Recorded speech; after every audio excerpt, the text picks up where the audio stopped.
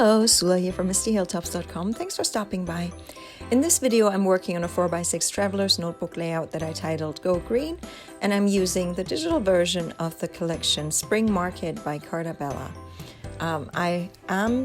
I have created a bunch of hexagons that I used the pattern papers for that come with this collection, and then I used one of my hexagon dies to cut them out, although this would be simple to cut out just by hand, but I like the dimension that the hexagon die gives, or any dies give to paper. So here I'm arranging all the hexagons in the way that I wanted them to be on the page. I had kind of planned the page in Silhouette Studio beforehand so that I would know how everything will fit and how everything will look. That's why I do like to work with digital papers and all that, because I can have a good idea, because I have discovered sometimes when I work with papers that a paper does not work really well with another paper when layered on top of each other. So this is something that I do like about the digital planning of this. I can know how everything will look on the page and how everything will work.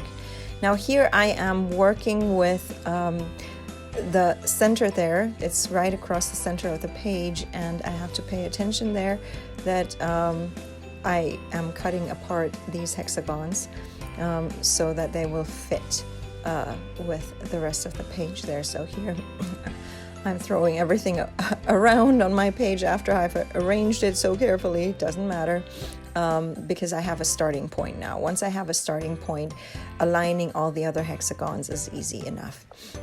So I just wanted to make sure that these are cut apart because the pages are not really attached to each other. I'm not using a stapler to attach them, just the elastic in the kind of the journal type mini album that I'm using will hold the book together.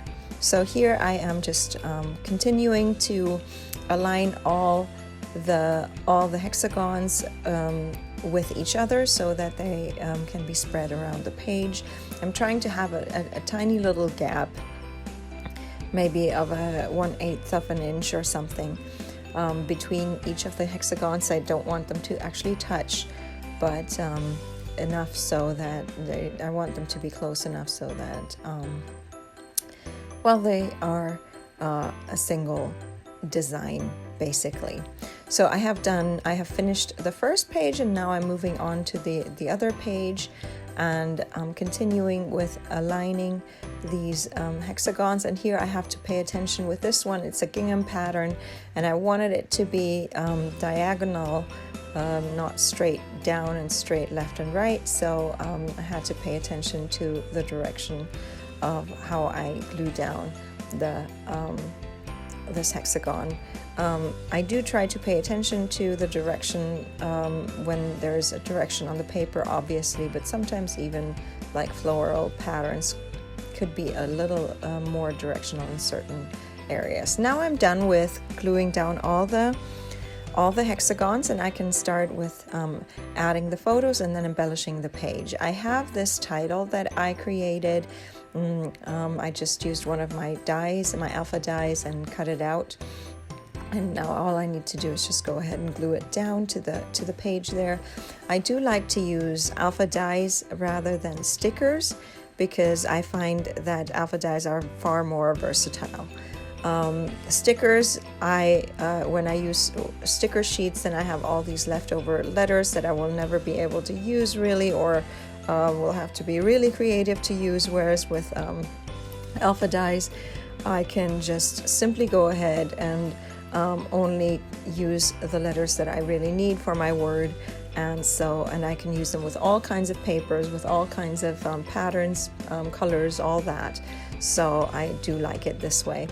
And you see here I'm starting with the center of the word, so the middle letter there, because I wanted it to be centered underneath the word go, the word green there. And so I'm starting with a center letter between the G and the O of the go. So that's how I was doing that. And now I can move on to the to glue down the photos. I just simply put the photos down without any mat underneath, even though it's a pretty busy pattern, but the photo itself is just of some greenery, so I felt it was okay to just glue it directly onto the pattern paper there. Then here I have my word strips, and the word strips, they are partially word strips that come with the collection, but I have also created a whole bunch of word strips that I share as freebie on my blog, mistyhilltops.com. And so I like to add those as embellishments. Then some of the embellishments that come with this collection, I like to use some of my dies that look like stamps, so I can create stamps, I can create some labels, and give things just different kinds of designs. So here are some more of my word strips. I guess the other word strip came with this collection. The collection already had some word strips that I just simply cut out, but I'm also adding my own word strips that I am sharing as freebie.